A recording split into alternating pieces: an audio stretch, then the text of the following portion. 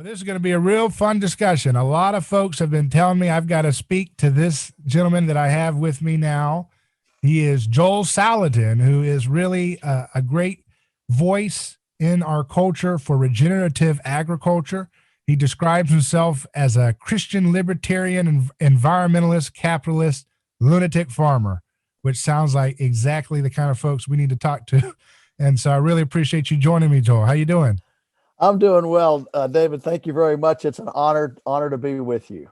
Well, it's going to be fun, and a lot of folks have been asking me to speak with you for some time, and one in particular, Jefferson Slinkard, is a longtime listener of our show. He's a farmer in Arkansas, and he's a big fan of your work, and he kept being persistent and sending me links to your blog, saying you've got to talk to him. He's right up your alley about what you're talking about. So I said, all right, we're going to make it happen, and I'm really thankful that you joined me. Thank you. Great. So your farm, let's start out with folks who are not familiar with what you're doing. You have been in all these different documentaries. You have become kind of a hero for a lot of folks in the environmental movement, in the regenerative agriculture, the localist movement. You got a lot of fans who are on the left and fans on the right, but you're kind of your own thing, as you described yourself as. So tell us a little bit about what you're doing. Your farm is called Polyface Farms. Yes. Well, we put the name Polyface because we knew that we were going to be very diversified. We were going to do a lot of different things. And at the time, my dad was still living, and he was an accountant.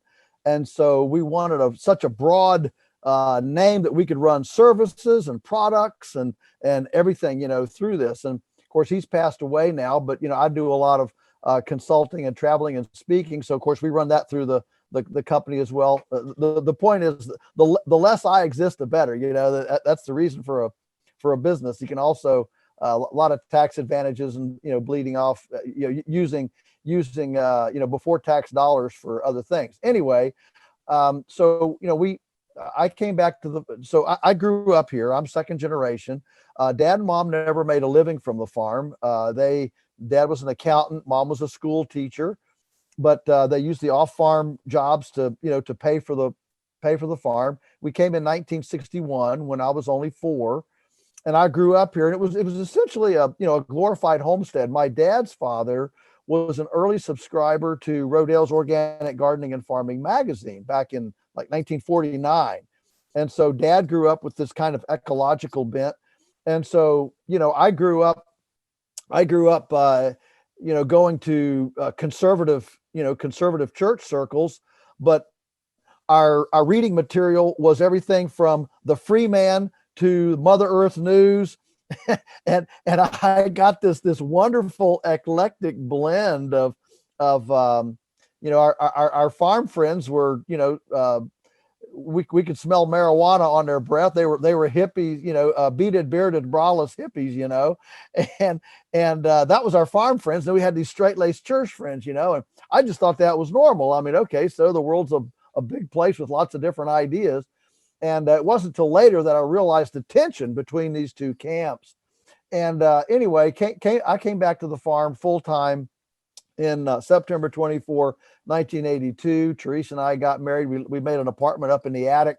We lived on about $300 a month, drove a $50 car, grew all of our own food, and devoted ourselves here. The farm was paid for, but there was no business. And so we basically launched Polyface at that time, saying, we want to have a business here on the farm. We don't want this to be a glorified homestead. And so we began that process, and we started direct marketing.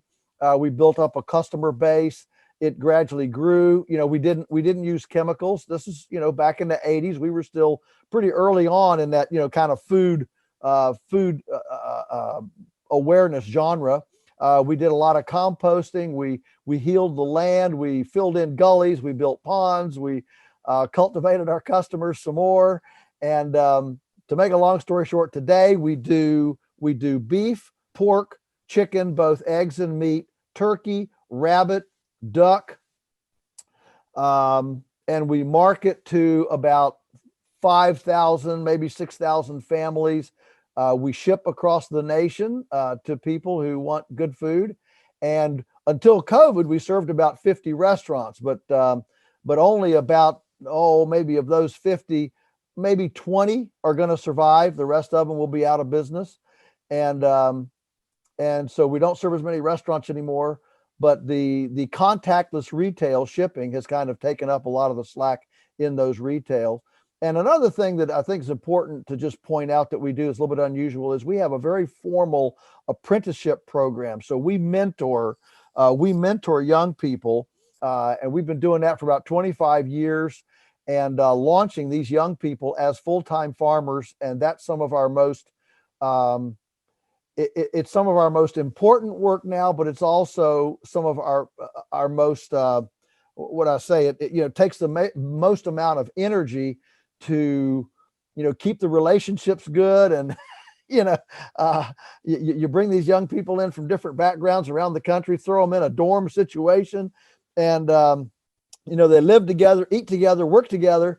And you either develop love real fast or you develop resentment real fast. And so there's a lot of effort, in us massaging that relational dynamics on the farm. Very interesting. So, and that's not too far. You're in Virginia, right? Yeah, that's right. Mm-hmm. So how far are you away from the DC area, the whole? Yeah. So we can be on the White House steps from here in a little under 3 hours. So it looks like you've got something like the Shire from the Lord of the Rings. So you're real close to Mordor, though. You're right down the road, huh? Or very close to the septic tank, whichever way you wanna talk about it. Well, now, so you've been featured in a lot of films, and then when you search your name, you find so many different things going on. You've got a fan base that goes around the world to look at what you're doing. What is it about what you guys have done that has caught the attention? Because there's a lot of folks, right now, localism is trendy still, and getting regenerative agriculture, that's a term that's starting to develop. What is it about what you guys have done? Or your story? Is it the method of your farming practices? What has seemingly, caught on that you've become a farm that a lot of people all over the world are looking at? What is that? Yeah, well, I think there's several things. Initially, what was exciting was here was this young couple. We didn't have a Swiss bank account. We didn't have wealthy parents. I mean, we were just, middle class. And here on this small farm, Teresa and I carved out a full-time, income living on this small farm, direct marketing. So, there are a lot of people who would love to be self-employed in an agrarian setting, but they've been told it can't be done. It's too hard. You can't do it on a small acreage. You need a whole bunch of, equity, a bunch of money that you can blow through, all that stuff. So that was the initial thing that attracted people. Well, then people started saying, well, how do you do this? Well, fortunately, David, I was groomed. Looking back now on my life, I realized I was absolutely divinely groomed to be a communicator. My dad used to tell the story when he and mom went to a PTA meeting when I was in third grade. So third grade, that'd be 9 years old. So they go and the teacher meets mom and dad and she realizes who they are. And she just tells my dad, she says, Mr. Salatin, you have no secrets. So obviously I was telling stories, early on. And so God gifted me with an ability to communicate both verbally and written. I entered essay contests, American, like the DAR, Daughters of the American Revolution essay contest on Americanism. And back in those days, Senator Strom Thurmond, you may remember Strom Thurmond he had an essay contest. I don't think I ever entered an essay contest that I didn't win. So I had this gift. And then in high school, I worked at the local newspaper, wrote obituaries and police reports and things like that. And under these two crusty copy editors, I want that copy in in 30 minutes, get it to me, on a manual typewriter. And so what I'm getting at is that our gift of communication across these mediums was like rocket fuel to the story. It was a compelling story that people enjoyed, but one of the things that separated us was our ability to communicate it.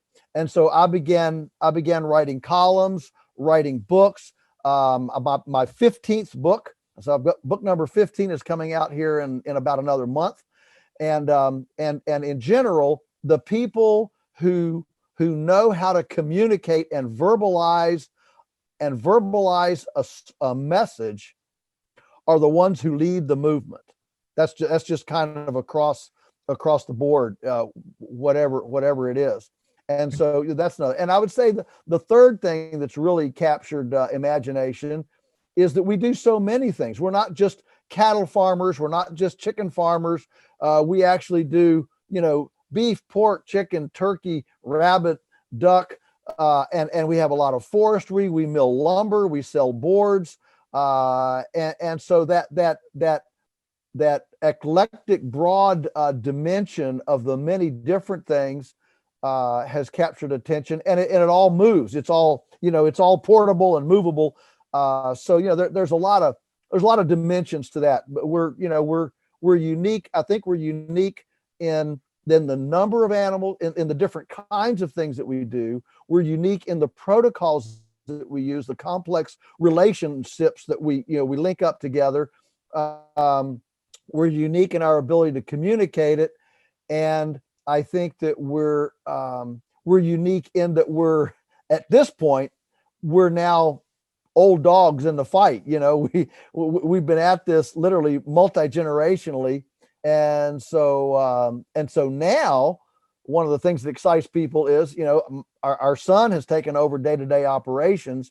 So this whole idea of succession and family legacy, and how do you create a family business that the kids want to be a part of, and add in perpetuity to have a family business without getting angry at each other and flying apart. That's now a new dimension.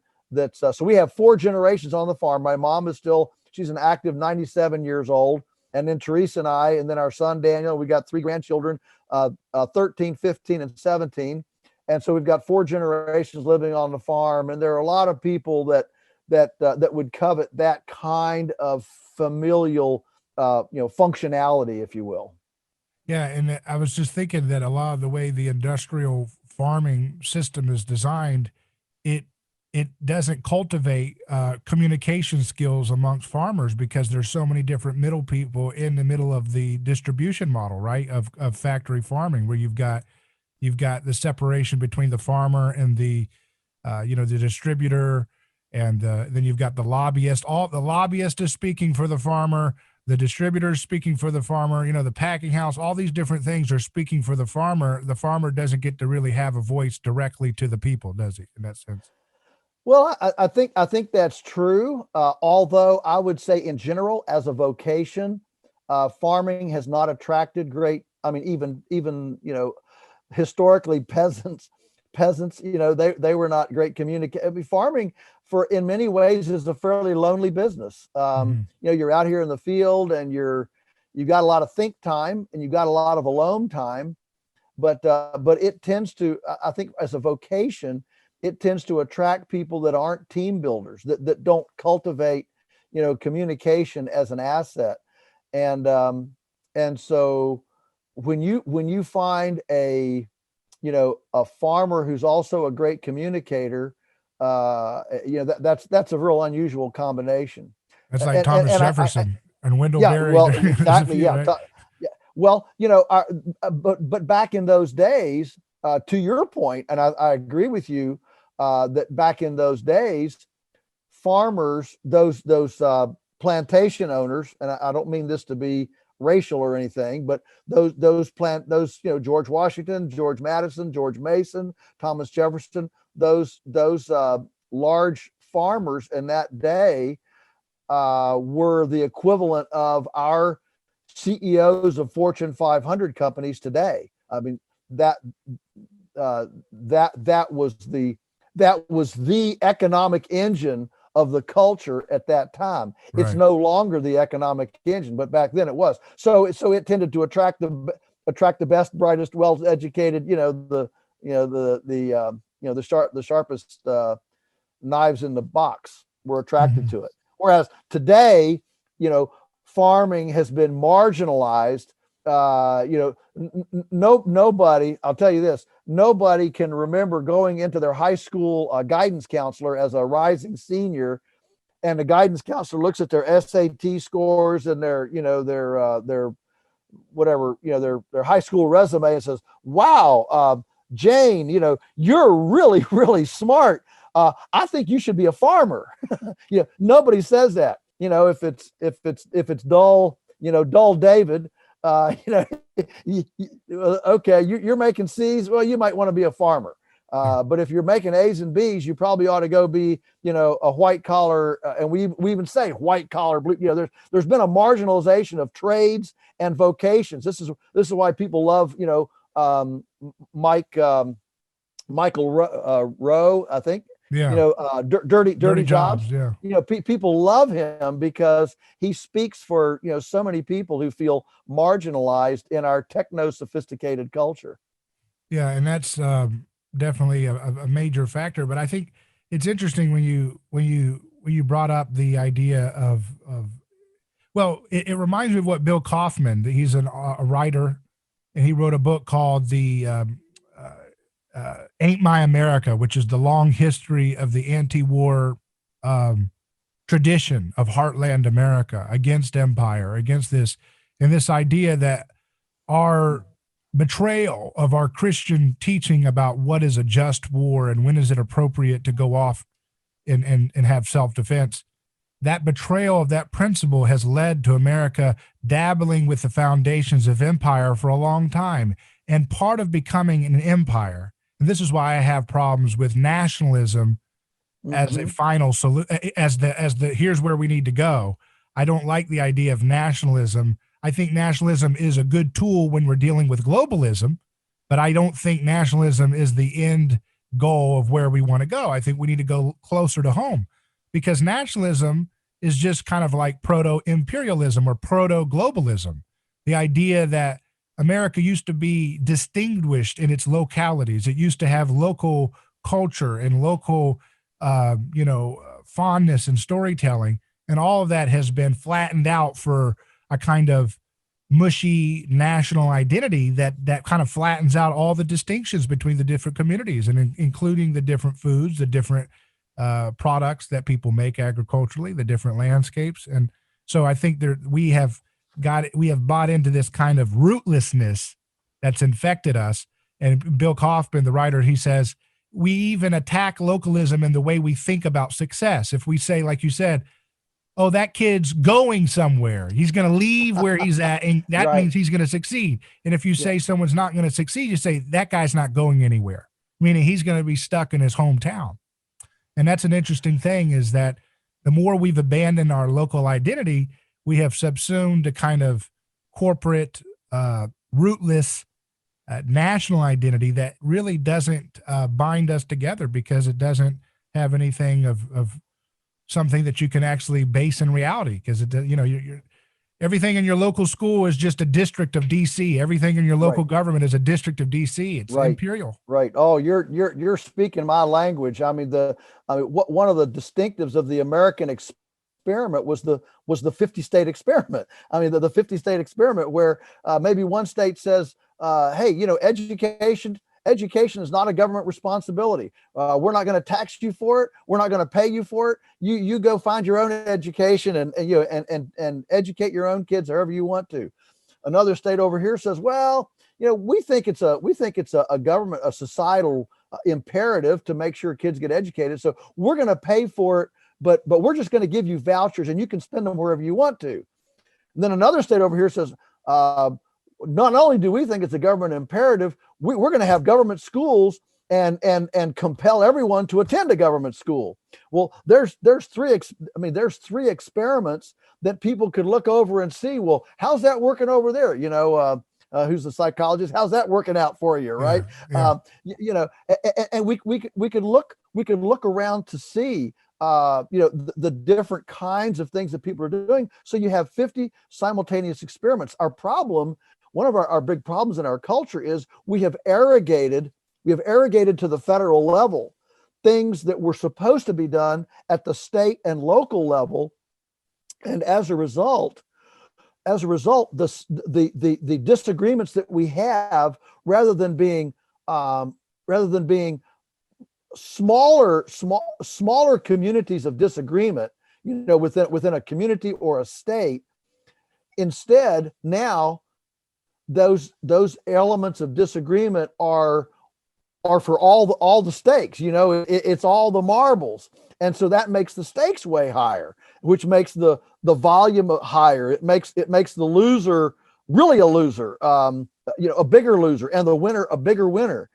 And so if I would like to see the federal drop by about 90%, and all of that come back to the state level, at least the state level, if not a lot of it local level. And then we could actually have these ongoing experiments and be able to decide what works better in one area and what works better in another. And we wouldn't have the winner take all partisanship that we have right now, where we have so much interventive manipulation from the federal level. Yeah, it's winner takes all, and that's the right. problem with this federalization and nationalization, rather, of our entire situation, is that it's winner takes all. So everybody is in a fight to the death to get a hold of that political power in the presidential election. The president has way more power than they ever imagined them to have, and the federal government has way more power. So it's winner takes all. And so politics is supposed to be a replacement for warfare, but when it becomes so winner takes all, it breaks down and it starts to feel like warfare. And that's why we're seeing dueling protests in the streets, where it's getting, and you get all this violence starting to spill out, because if politics is not believable, it's like a dam. It breaks out, and what breaks out? The crowd surges back out. It's like a roaring crowd. And if the state is not believable, and if it can't bind people together, it will break and the dam will burst. The crowd comes out, and that's where we're starting to see in our discourse today. Sure. Well, James Dale Davidson, one of my favorite prophetic iconic books, James Dale Davidson wrote The Sovereign Individual back. I've had him on my show a few times. Yeah, he's a friend. Man. Yeah. Oh wow. I mean, what a great. He founded the National Taxpayers Union. But anyway, in The Sovereign Individual, he his whole point in that book is that the political nation state as we know it is a fabrication, and that as things progress, we're going to see a breakup of that, and a reemergence of tribalism. But tribalism will not be by genealogy. Tribalism will be by belief.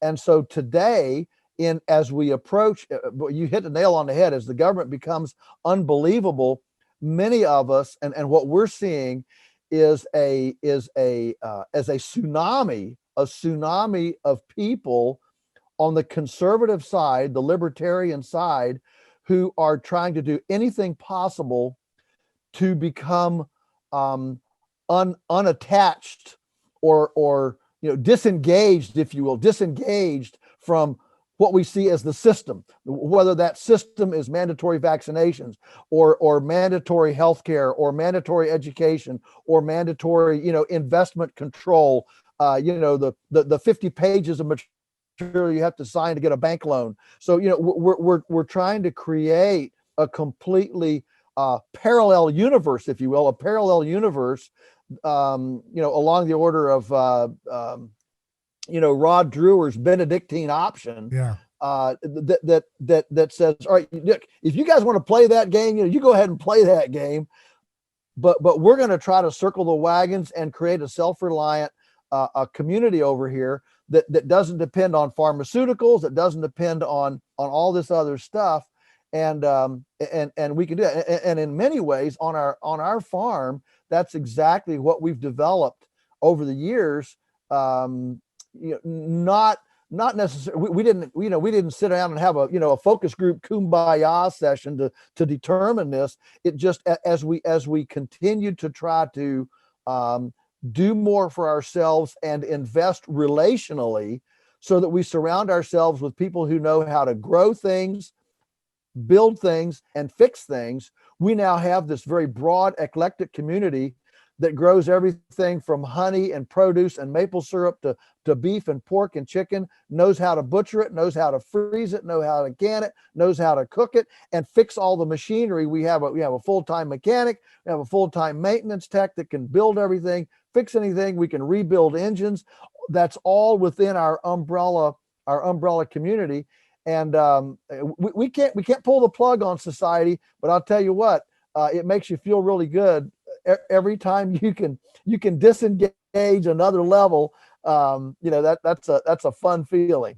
Yeah, and if people were eating your kind of food that you're growing on your farm rather than eating what the government subsidizes with their taxpayer dollars, a lot of people wouldn't be sick like they are today. A lot of people wouldn't have had a hard time dealing with COVID. A lot of people wouldn't have had heart disease. The American Heart Association is still pushing quackery, nonsense, pseudoscience garbage, telling people they need to remove butter and animal fats that people ate for thousands and thousands of years and switch over to this experimental non-food called seed oils, these vegetable oils. I was just looking at the American Heart Association website. They have a black bean burger recipe that calls for, I believe, 3 to 4 tablespoons of corn oil and 3 tablespoons of canola oil or something. I mean, to put it in perspective, 5 tablespoons of corn oil, it takes 96 ears of corn to produce.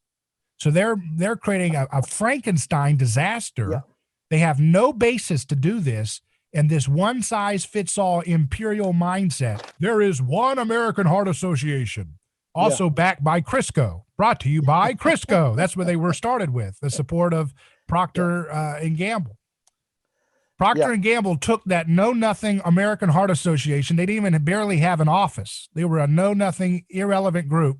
And Procter and Gamble said, hey, we'll put you on all the radio in the 1950s, but you're going to have to push Crisco as the thing that's good for your heart. At the time, Dwight D. Eisenhower was smoking cigarettes like a chimney. And they said, hey, you know why he had that heart problem? It was his butter. He's eating his steaks and butter. So he said, how about Crisco, the oil of the future, right? And then the rest was history. They scapegoated what you sell, which is cattle and beef fat, butter, right. And they scapegoated that for the sins of smoking too much. And then once eventually big tobacco got exposed, heart diseases started going up again because they had switched everybody starting in the 80s and 90s. It really started skyrocketing to vegetable oils. And that's what we have. We have heart disease. We have all these things. I just saw a paper today, Unilever, which is the guys behind Breyers and Ben & Jerry's and all this stuff. Unilever had a paper where they were monkeying with the data to make it look like there wasn't a connection between the consumption of vegetable oils and diabetes. Again, if we were eating the way your farm raises food, we wouldn't have the diabetes skyrocket rates. We wouldn't have the heart disease rates. We wouldn't have the cancer rates. We could be eating animal fats as our primary source of fuel.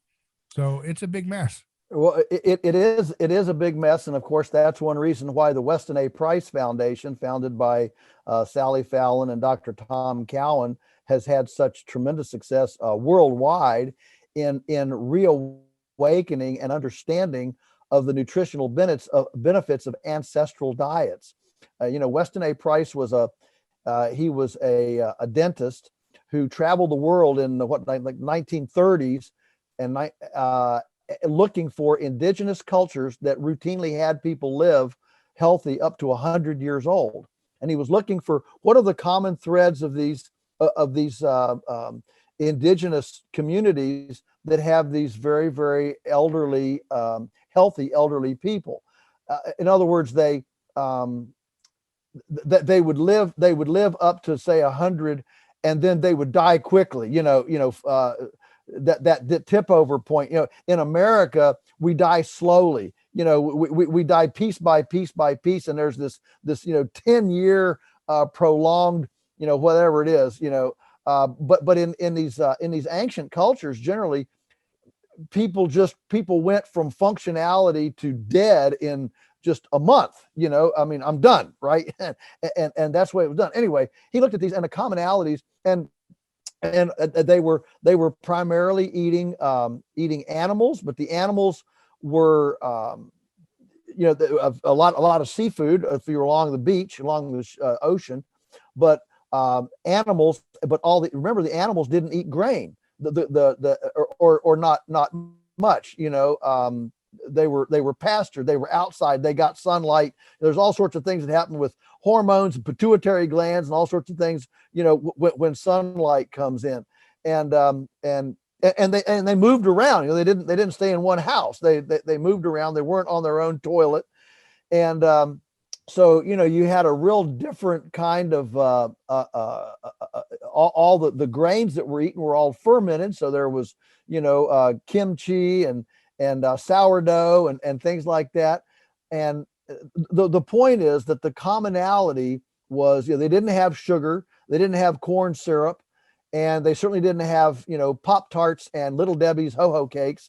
And you start looking at and in those cultures, as soon as Western food came into those cultures, immediately you had all of the diabetes, the heart disease, crooked teeth, all sorts of issues, cancer, as a result of the Western diet. So, diet isn't everything, but it is foundational, and it's certainly one thing to put attention on. Yeah, you are what you eat, right? Right, and you are what you eats. So one of the critical things right now in farming is that we've done everything. I mean, we as a culture, we have done everything possible to turn biology into mechanics, and so we don't view life as fundamentally biological. We view life as fundamentally mechanical, and so chemical fertilizers, are completely inanimate, inert. As opposed to, say, a compost pile, which is full and brimming with life, and then you have all your herbicides, your pesticides, all the chemicals, and then now, of course, we're rearranging DNA, and now we're giving a DNA experimental. I don't call it a vaccine; I call it a toxin for people to experiment with gene therapy within their own cells, and so all of this is essentially looking at biology as if it's an inanimate mechanical thing that like parts of an engine that we can take apart and put back together, and that is all I think creates within the persona an idea that we can have life without death. We can fabricate life, out of substance. And the fact is, everything is eating and being eaten. That's how everything lives. And if you don't believe it, go lie naked in your flower bed for 3 days and see what gets eaten. Yeah. I mean, it's the life, death, decomposition, regeneration, life, death, decomposition, regeneration. I mean, that's there can be no life without sacrifice. It's one of the most foundational spiritual and environmental principles there is. And it's beautiful to be able to take that biological principle. How does biology work? It works with something dying, something being eaten, and then transformed into something else. That's the way biology works. So I can go to an elementary school class and say that's also a life principle. If you really want to live, if you really want to be successful in life, you sacrifice yourself. You become a servant. You serve, and that's where you get the greatest life benefit and satisfaction. They're one and the same. Yeah, and that's why it's when you do evil. Evil is not just right and wrong. Evil is what's real and what's not real, And to me, right, that goes back to a teaching that's been going on for a long time in the church, was the idea of sin being that which is a fantasy. It's a shortcut to heaven that leads to hell. So you think you're going to a heavenly design. Oh, we're going to save everybody from COVID, but you're taking a shortcut. Oh, let's get an obscene profit margin product that's patented, of course, rather than understand the immune system, get people off of vegetable oils, processed flour, processed sugar, take care of their health, use things that are generic drugs, use things that are natural, supplements, dietary changes, and you can actually have more robust healing. When you take a shortcut to heaven, it always leads to hell. Robert Malone, who's a medical doctor, he's the inventor of mRNA vaccines and RNA as a drug. Here's what he tweeted out just a couple of days ago. What happens to confidence in public health in the U.S. government if ivermectin turns out to be safe and effective for COVID and the genetic vaccines turns out to have significant safety issues? This looks like a very plausible scenario from where I sit. That's the man who invented mRNA vaccines, medical doctor. Wow. Is that right? Yeah. So in other words, just to understand what you just said, it sounds like he's not quite as confident on his invention as you would like to hear him be. Yeah. And he's not necessarily the inventor of these vaccines. He's the inventor of the concept in the general sense. And he's now speaking out about how these particular products based on his original invention may not be being done in a scientific way in the terms of their rollout, to put it mildly. Ivermectin is a generic drug people have been talking about. You're probably familiar with it, right? You see that in the agricultural world. Yes. And you know, people are trying to flood into America over our border. But I tell people, if you're in Mexico City, apparently your government cares more about your safety and health than our government, because the Mexico City government provided ivermectin for people who had COVID early on. And they had a significant reduction. So you might want to come back to Mexico City because they probably care about your health, because you will never hear Biden or anybody in DC tell you that a generic drug that doesn't have a profit obscene margin that's patented, that you're never going to have them tell you to take a generic drug, except for Trump. And we found out what happened when you say that, you know, right. Or even a couple of capsules of vitamin D. Vitamin D is a huge deterrent. You know, there are so many alternative treatments to this. I mean, let's not impugn the fact that, I mean, COVID is a real thing. I don't want to get in a rabbit trail about, is COVID significant? Is it not significant? Or, you know, what is it? But for sure, the alternative therapies have been well documented, and this experiment that we have is, I think it's going to have a long tail physically, and it's going to have a long tail geopolitically,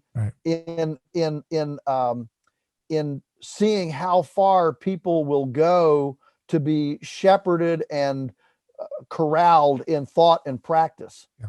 And I would just say it's not the alternative.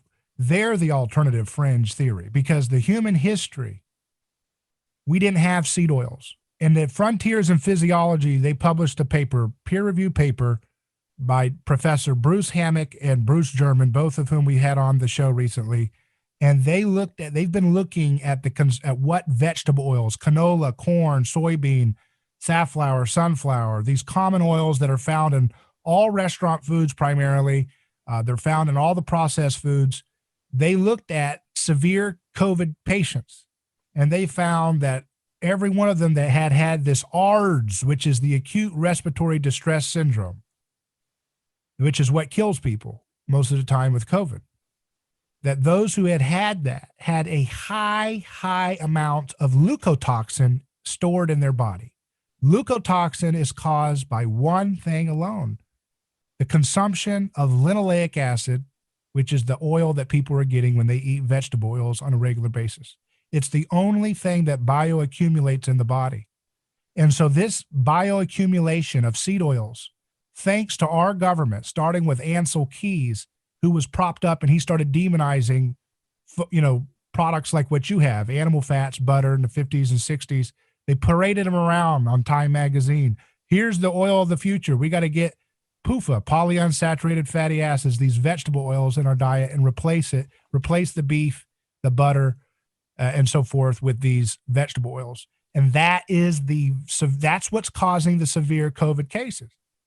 And so they're the fringe. They're the alternative theory. We're not the alternative. We are representing the vast majority of what humans all over the world prefer to eat, which is ancestral diets when they can have access to it.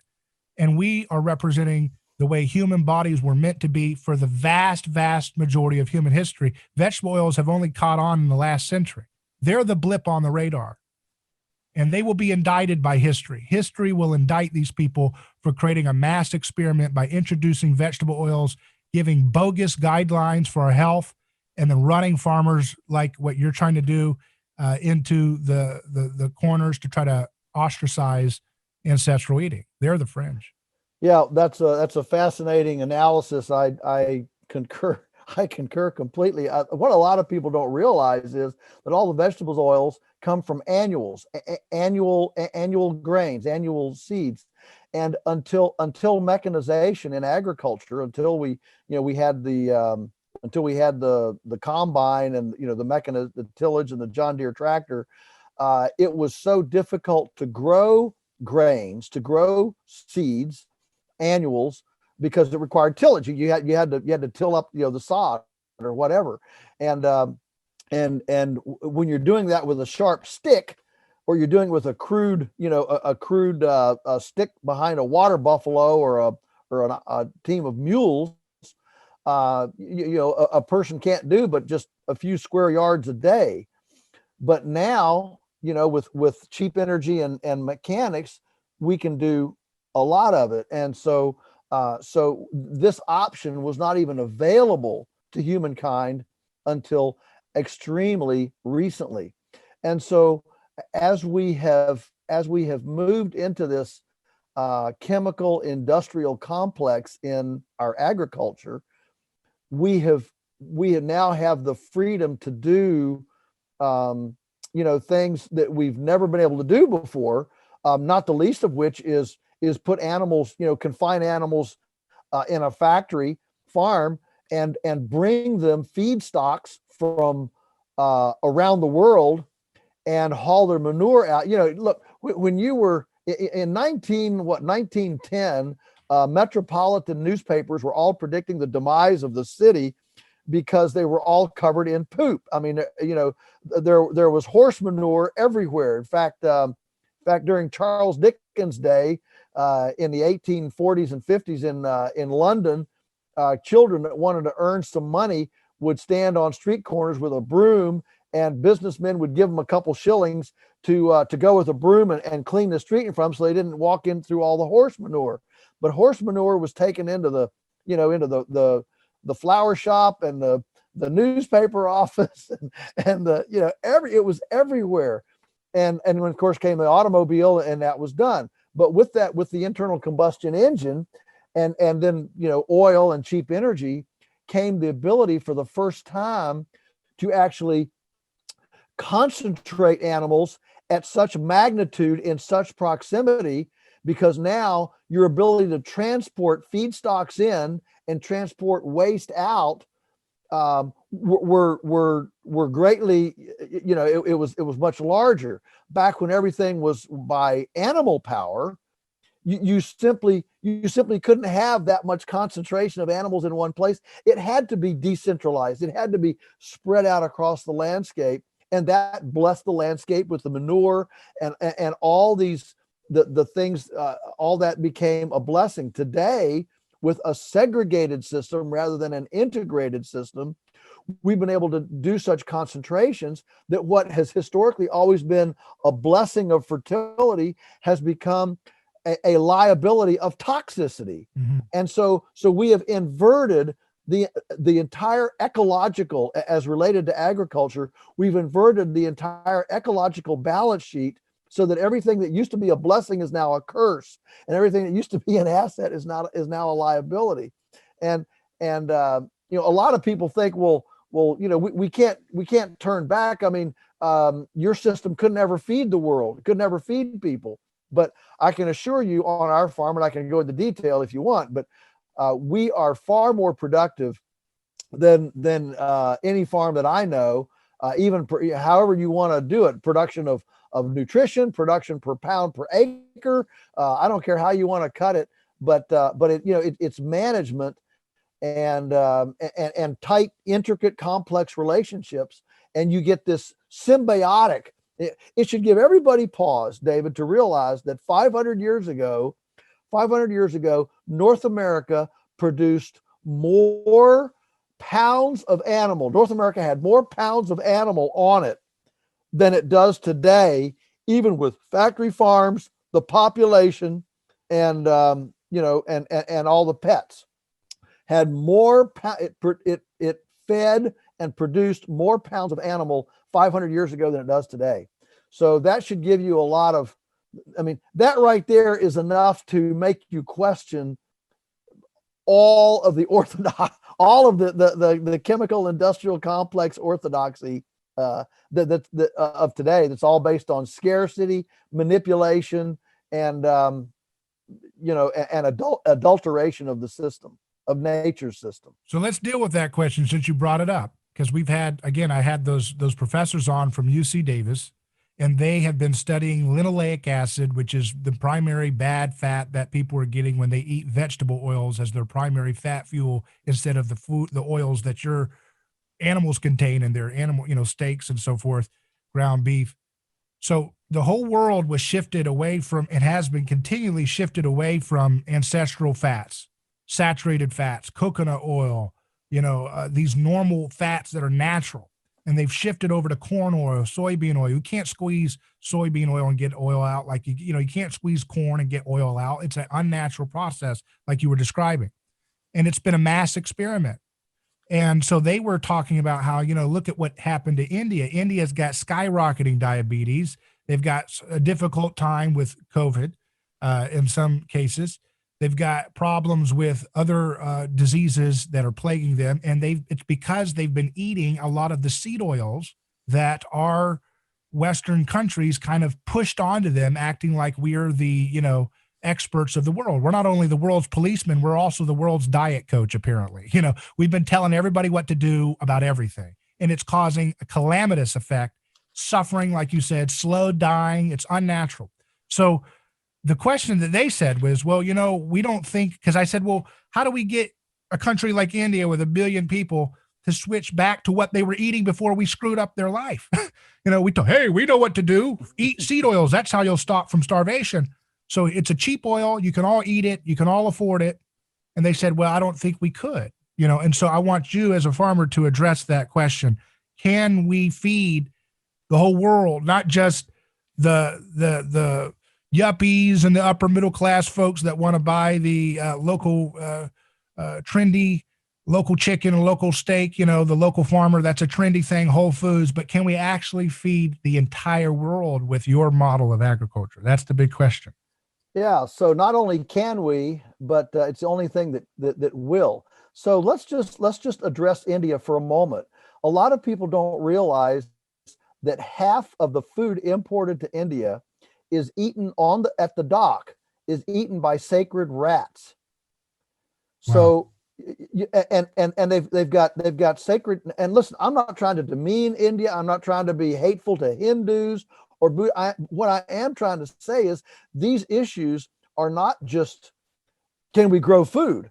A lot of times in the U.S. we throw away almost 50% of the human available food because it's there's something, maybe a slight blemish. I mean, there was a guy I talked with. He was coming out of Zimbabwe, mm-hmm. and he'd just been at a green bean factory that was exporting green beans from Zimbabwe up to the European Union, up to Europe.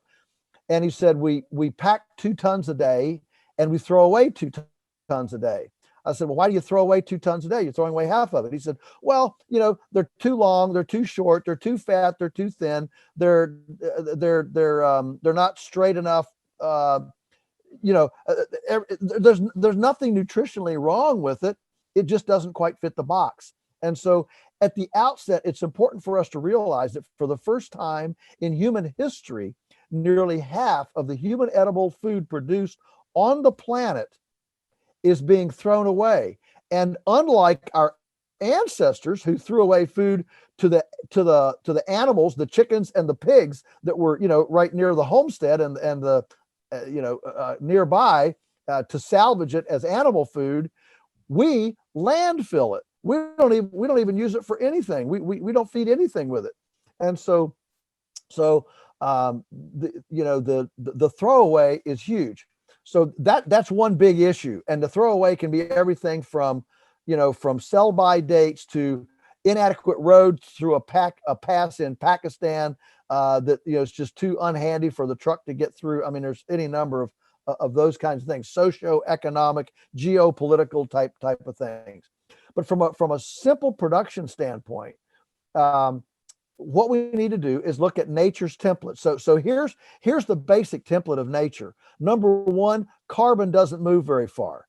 And so everything runs on carbon. So we need to be thinking about how we produce, store, and utilize carbon, whether it's grass, trees, wood chips, forests, whatever it is. Think about carbon. Number two, nature doesn't like to have naked soil. So we need to make sure that we have something on the soil that's growing. Number three, animals move. Animals don't stay in one place. They're carefully choreographed with predation, flies, monsoon rains, seasonality. It's a choreograph to make these animals mobile, to make them move, and the predators keep them mobbed up. And so they're moving, mobbing, and mowing. And when we duplicate that, for example, on our farm, we've been doing that with, high-tech electric fencing for many decades. We get 5 times the production on our perennial prairie pastures. We get 5 times the production of our county average. And we've never bought a seed or bought a bag of chemical fertilizer, because moving, mobbing, mowing actually stimulates the production of biomass. There was a fascinating, so in a lot of these third world countries, and I'm not trying to be condescending, I'm just trying to use terminology so that we all understand what we're talking about. In these third world countries, they are extremely resource rich, but they're just like it, but they're not managing, for example, the domestic stock. So you could go, for example, to a village in Indonesia that's got, pigs and chickens running through the squat pots and under the thatch houses, through the sewers and the streets. You could go to that same village, and with an electric fence energizer and a little bit of electric netting, you could confine those animals and move them each day around that village, and suddenly they would be on, you'd have rest from pathogens, the animals would be healthy, you'd have vegetation, because animals wouldn't just run willy-nilly and eat every little morsel every time it gets a smidgen of green to it. Instead, the grass would have a chance to actually grow up before the animals came on it. And so, we have the technology, but in our domestic livestock, we've got to mimic this moving, mobbing, mowing choreography of nature, or it just turns into a desert, which is, of course, what we see around the world. And we see it, of course, in India as well. And so those are just principles: carbon, movement, multi-speciation, symbiosis. And then I would just conclude with the idea of hydration. We need to be hydrating the landscape. 500 years ago, North America had 200 million beavers and 8% water coverage on the landscape. Today, we're less than 4% water coverage. And so we have depleted more than half of our surface water, which acts as a buffer to ambient temperatures. It stimulates transo-evaporation. It stimulates biodiversity within the landscape, and it creates buffers to flooding, buffers to droughts, all of that. And so on our farm, we have a very active multi-year pond building strategy. We don't have the beavers anymore, but we do have excavators that we can go into ravines and valleys, and we can excavate not great big dams, but little dams, lots of little dams, ponds that we can use for irrigation in a drought, and double the production of biomass, make sure the earthworms stay happy even in a drought, grow grass, capture more solar energy, to grow more biomass, to feed more soil biology, to make more, it's all a synergistic thing of abundance rather than a depletionary thing towards scarcity. So 2 questions. Do we have enough available acreage that we could switch people over to your model of regenerative agriculture?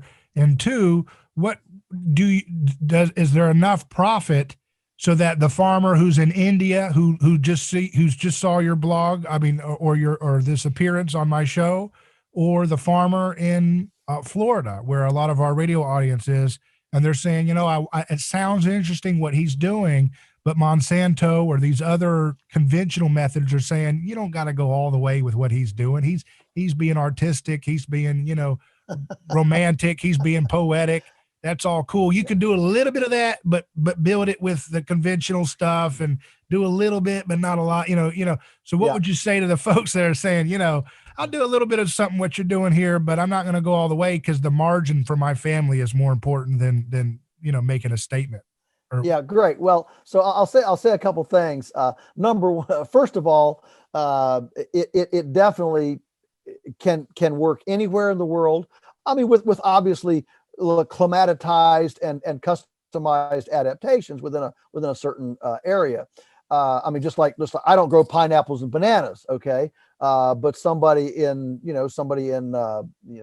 Belize, might not grow something that I would grow. So there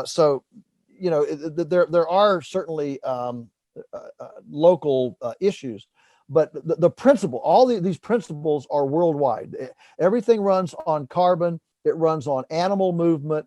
Those kind of principles are ubiquitous in the entire world. Now, as far as making little changes are fine. Incremental changes are fine. But I can tell you that if you want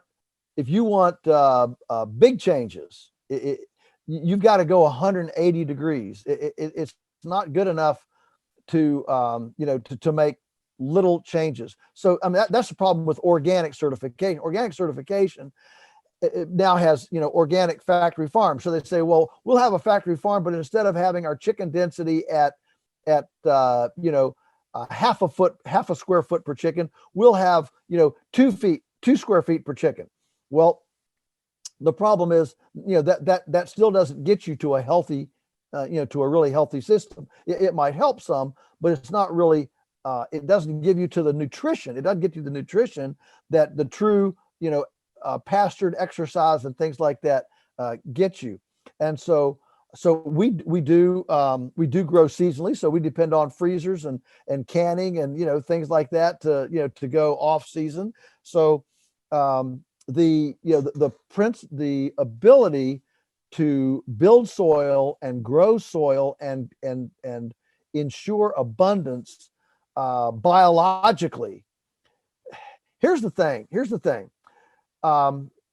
The biological approach to soil health and soil abundance really came as a gift to us from an Englishman named Sir Albert Howard, whose iconic book, An Agricultural Testament, was released to the world in 1943, and for the first time introduced to the world on a broad scale the scientific basis of composting. The formula, the carbon, nitrogen, microbes, moisture, and oxygen, kind of the five ingredient recipe of composting. Well, of course, 1943, the world was involved in a great big conflagration called World War II, which required a lot of ammunition, which is made from nitrogen, potassium, and phosphorus. So post-World War II, we had these massive stockpiles of nitrogen, potassium, and phosphorus. And of course, we started down the path earlier than that of what a chemical approach could do. I mean, Justus von Liebig in Austria in 1837 used vacuum tubes and he got the Nobel Prize for telling the world that that all of life is simply nitrogen, potassium, and phosphorus in different ratios, everything. And so he really brought to the world in 1837 this notion that really all of life is just a mechanical thing. We just got to, figure out the ratios and it'll be like bearings in a car and pistons in an engine. And this gradually moved forward into the 1930s and 40s with chemical fertilizer development, which really took off after World War II as a salvage operation for all these stockpiles of ammunition. By that time, we had the World War II got us, the cheap mining, the ability to make these chemicals easily, make these substances easily. So, post World War II, you're a farmer, you might have lost a son in World War II in battle. You're now at home. You're 50 years old. You've been shoveling all your life. And somebody brings you a little bag of 10, 5, 10 NPK and says, hey, you can just put this little bag on and you'll be fine. And so they did large, by large. And what Sir Albert Howard brought to the world in his composting approach that he learned in India, called the indoor method, what he brought to the world required a lot more shoveling of carbon and handling carbon. We didn't have front end loaders on tractors. We didn't have plastic pipe yet. We didn't have wood chippers to generate cheap biomass. And so biomass was expensive to handle, haul, and all that. The little bag of chemical was easier. But by the 1960s, we had tractors with front end loaders. We had chippers. We had black plastic pipe. We had the infrastructure. But in those 20 years, as the innovation of a carbon economy developed, the chemical people took over the land grant universities. They took over everything. And so today, we still suffer under that assumption that the biological approach can't work because it had this head start. It's like there was a race post World War II, and the chemical side had a one lap head start, before it started. The fact is that if we had had a Manhattan Project for compost, not only would we have fed the world, we would have done it without three-legged salamanders, infertile frogs, and a dead zone the size of Rhode Island in the Gulf of Mexico. Interesting. Yeah. I think there's a lot of mythology around what we're supposed to believe is the only way things can be, right? And that's, I want to get just a brief answer from you about this question, and we'll go into some more agriculture questions submitted by some of our listeners and viewers while we have time with you. I know we were limited here, but just to reiterate, with the amount of land that you have, would you be making a lot more profit if you had done the conventional method? I think that's what some people, because ultimately people are going to imitate. They're going to imitate you, or they're going to imitate the standard model of agriculture if they want to get into agriculture, or they're going to do something else. And at the end of the day, people are self-interested. That's why you say capitalist, right? We are self-interested, and people don't want to be a charity. Most people, they want to make money. So is this something, some folks say, no, if you do it regenerative agriculture, you may make money, but it's going to be hard as can be. It's going to be way more hard work to make the amount of money you could make if you just kind of went in with more of a conventional method, or like you said, factory farming, organic method, like a halfway, in-betweener solution. So can you make more money with, with the conventional approach? And is that something that, for example, could scale again in a country in Africa, or a country in a more developing world? Can they make money in their context doing your method? The short answer is yes to all the above. You can make more money. You can also be more productive. But here's the caveat. The caveat to that is that it's still business, and we all know. I mean, there have actually been a couple of McDonald's franchises that failed. And so one person takes, for example, what we've done, tries to duplicate it, loses his shirt because maybe he can't sell anything, or he's a poor manager, or he tries to grow too fast. I mean, there's a lot of ways, a lot of creative ways to lose money in business. So I think this is not so much a technique system as much as it's a protocol character thing. But yeah, I would have never been able to be successful on this small farm. I could have never made a living in the commodity business. Never could have done it. Right. Okay. I got a question from Jefferson Slinkert, a listener. He says, how do we wean ourselves away from GMO crops and still deal with weeds and grasses? As a boy, my father had all of us kids hoeing cotton and soybeans. Can families be taught again how to work that hard? Yeah, great question. So there's a fascinating development out of Australia called pasture cropping. It's developed by a guy named Colin Seiss, the name is pasture cropping. He even now has a whole streaming curriculum on this. But he's a grain farmer. He's a grain farmer who had a wildfire come through, burned all of his equipment and his buildings and his everything. And after the fire, he said, "Is there a way to grow grain without all this equipment? I don't want to buy it all back." So he began experimenting. This is 20 years ago. And over the years, he's developed he's got, I don't know what, 3,000 farmers following him in Australia. We've done a little bit of it. Farmers here are now starting to look at it. It's called pasture cropping, where you use animals, in his case, sheep. We've used cows, but where you use an herbivore to weaken an existing sod, an existing perennial pasture for a short period of time to get an annual, whether it's cotton, corn, barley, wheat, oats, whatever it is, to get an annual planted into it. And then, the animals are the herbicide. Okay. So they weaken the sod temporarily, and then you get the annual up ahead of it, and the sod stays there retarded. It's retarded, but it's there underneath. And then when you take the grain crop off, then the grass is there, and it just immediately takes off, and you're up and running.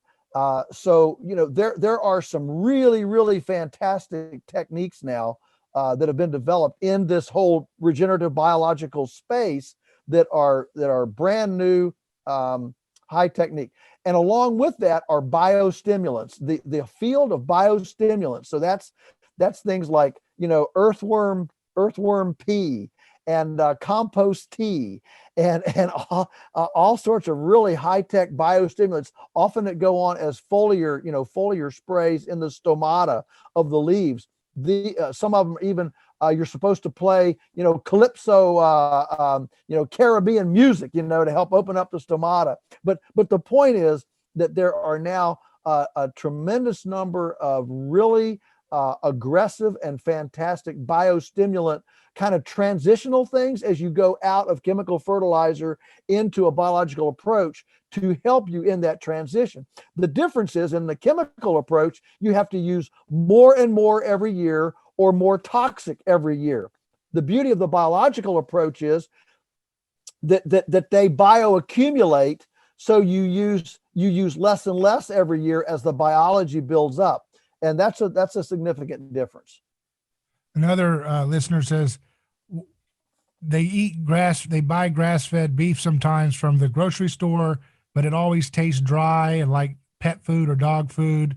And if it's too expensive and it doesn't taste as yummy as the conventional beef, why? What's the incentive? What's the problem with a lot of the grocery store chain grass-fed beef that people buy? Is it low quality cattle that they're sourcing for that? Is that just the way beef is supposed to taste? I guess it's kind of a general question around that line of thought.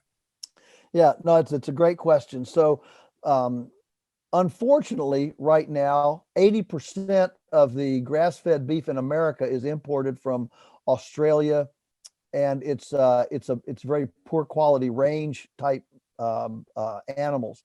So, my mentor, Alan Nation, who founded Stockman Grass Farmer magazine, always said that probably grass finished beef, and we use the term grass finished, not grass fed. So grass finished beef is probably as sophisticated as fine wine making. And so being able to grass finish beef is a very sophisticated procedure with a lot of sophisticated protocols. I do like a 90-minute presentation lecture just on how to have palatable grass finished beef. And it has to be old enough. It has to be fat enough. It has to be big enough. It has to be unstressed from production all the way through to the slaughterhouse. It has to have enough calcium to make. Why is that important? The non-stress factor. Non-stress. Oh, yeah. because adrenaline tightens up the connective tissue. So if those animals are stressed at any point, especially right before slaughter, which often happens when you use great big slaughter facilities. And here it is, this animal's been out here somewhere, and the last day of life it spends with a bunch of other different kinds of animals, strange noises, strange places, strange things. And boy, that animal begins to stress. It's like Temple Grandin. Temple Grandin points out that animals live in the moment. They don't have calendars and schedules to keep like you and I do. So they are completely 100% in the moment. And so when their moment changes, they can't sit here and think, okay, this will be over tomorrow. They are completely in the moment. And so their stress level is way higher than ours because they can't reason like we can in a time, in a time sequence. It's quite fascinating. Does that affect the health, like in terms of, I think it was Ray Pete or somebody was saying something about how if you eat a stressed animal, you can get some of the hormones that are associated with that stress that can be deleterious to your health. Have you heard anything about that? Yeah, well, that's a little bit fringy. Yeah. But for me, it certainly is intuitive that if we eat animals that experience violence all their lives, that the chances are there will be some of that same whatever violence, whatever that is, it'll be transmitted to us. And so, we think it's really important to have happy animals that are respected and honored, the pigness of the pig, the chickenness of the chicken, because that is what ultimately creates the best eating experience for us in even in the best moral, ethical, spiritual context as well. Another asks, what does Joel think about old tractors, specifically the Alice Chalmers Model G? Alice, Ma, those were fantastic tractors. My goodness, they don't make them like that anymore. I think they're great, but I'll tell you what, I love my little 4-wheel drive with a front end loader and hydraulics, man. I mean, that's these modern tractors with all the bells and whistles and hydraulics and stuff, they're pretty amazing too. And speaking of equipment, question is, the Green New Deal has been pushed here recently. Can electric machinery feed this nation from breaking ground to delivering farm goods over great distances? That's probably outside my wheelhouse. I'm not an engineer. Yeah. I'm certainly fascinated by electricity. I will tell you that one of the most interesting articles I ever read was in Farm Show magazine back in the maybe in the early 80s, and there was a guy who had a windmill on his farm pond to run an electrolysis machine to separate the hydrogen out of the water. And the hydrogen went over to like a propane tank sitting on the bank, and he was running his entire farm, all of his equipment and trucks and tractors on hydrogen. And the reason that it didn't catch on was because you can't compress hydrogen like you can gas. So he had to come back for another tank, like every 2 hours of running, but it was all free, and the exhaust was water. So I'm not sure whether hydrogen, electricity, I don't know where all that is, but what I do think is that if we would let the free market, the market move to where it needs to be, I think that the necessity being the mother of invention, there's a lot of cool work being done on this, and we'll see where it goes. But I'm not an engineer, but I am very fascinated by all these other things. I mean, I ran into a guy that he drives across the country in his pickup truck on wood gas. He fires it with firewood, and he tweaks his carburetor a little bit and runs his truck on wood gas. Maybe that's a solution. I don't know, but anyway, innovation is pretty fascinating, and I'm not an engineer, so I'm not ready to weigh in on that one. You use the F word. You use the F word, free market. That's a scary word for people. So is the imbalance in our agricultural industry, in which small farmers like you are pushed out to the margins, and the conventional factory farms are the ones that are driving all of market power? Is that something that is caused by a free market? Does that make sense No, what I'm saying? boy, that was a load. You didn't twist that one the way I expected, David. No, it's caused by crony capitalism. And so what's happened is that, in 1906, Upton Sinclair wrote The Jungle, and Teddy Roosevelt, of course, he was a socialist.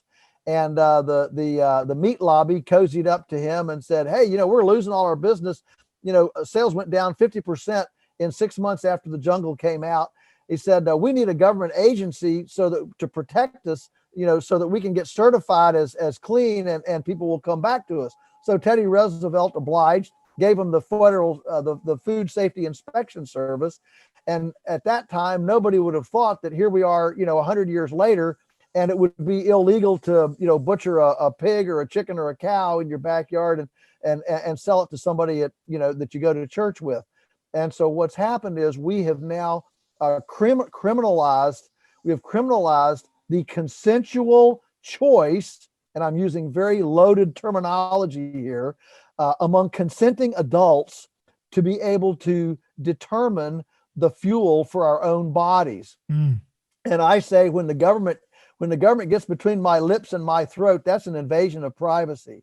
And so what we need to do is reopen the opportunity for producer and consumer to engage as consenting adults in choice and free up our entrepreneurial spirit. I run into thousands of farmers all over the world who are ready and willing to take on production and offer pot pies and meat pies and kefir and yogurt to their neighbors in their community. But the food regulations make the hurdles so difficult to entry that small prototype embryos have to be birthed too big to be birthed. That's the tragedy of this. The way you get innovation is to allow embryonic births, and when an embryo is too big to be birthed, you have a dead dream.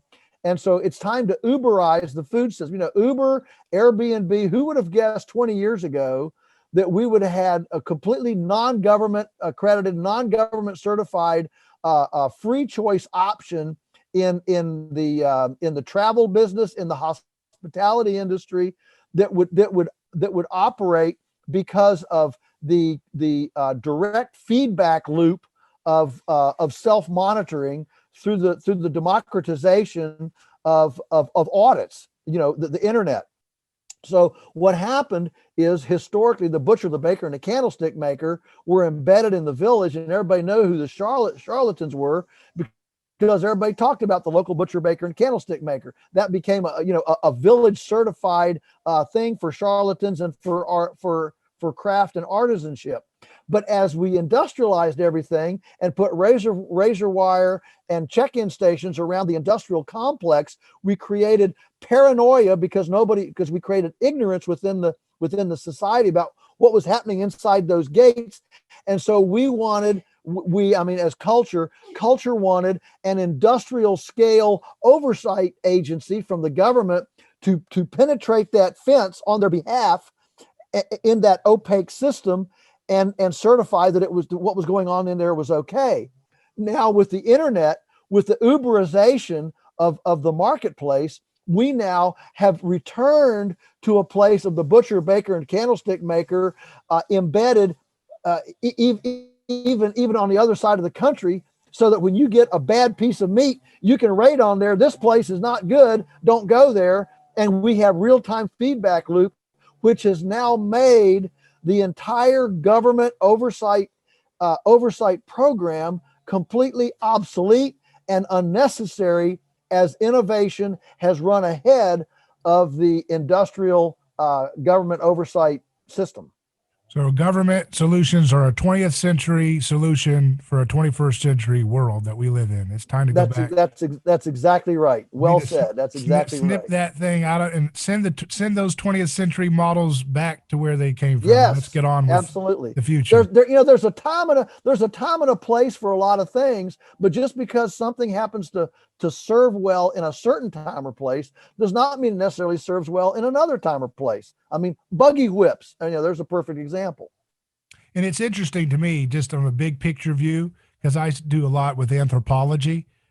So much of the ancient world and the religious structures of sacrifice that ruled over the ancient world prior to the arrival of Christianity were all about what you could eat and what's clean and unclean, and Right. that which was, the good medicine versus the bad medicine. And if you look at it today, our government is powerful because of the war on drugs, the incarceration of whether it's a good thing or not to ingest some of these products.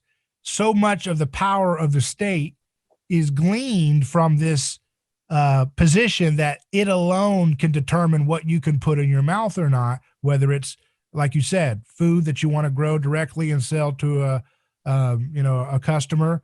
I tell people it's illegal technically in the state of Florida for a little old lady to make lasagna and serve it at church. If it's not at a food licensed kitchen, Right. you're not supposed to be serving that to the public. So that's a crime, and just don't enforce it. But so much of our government's power comes from this choke point of medicine and nutrition and how those things are going to be monopolized. Yes. And that's where all the Yes. power comes from, really. Yeah. That's exactly right. Control the food. Forget now who said it, but control the food, and I can control the world. And that's a big deal. Yes. Well, I really appreciate your time. We're at our time point where we agreed to. If you could stay with us just a moment, I want to ask you about your faith component. The first description you describe yourself is as a Christian.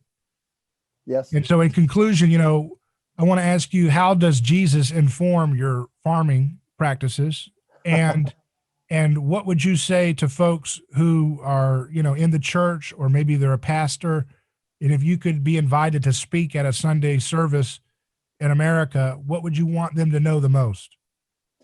What a great question. So the first thing to understand is that it's not my stuff. None of this is mine. It's all God's stuff. We're simply stewards.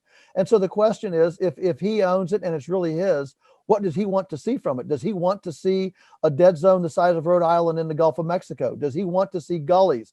Does he want to see sick people? Does he want to see junk food?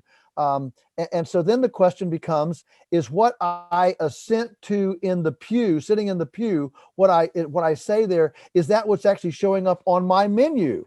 So, we say we're supposed to treat our neighbor as ourselves, but if I have a factory farm and stink up the neighborhood and pollute the waterway and produce a chicken with superbugs due to subtherapeutic use of antibiotics, is that being kind and good to my neighbor?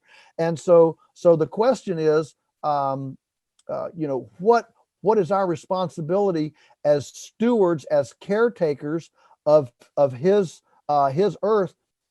And the second part is, how do I take this physical world and use it as an object lesson of spiritual truth, so that when people come to my farm and they spend time here and they leave, I want them to be able to say, oh, so that's what forgiveness looks like.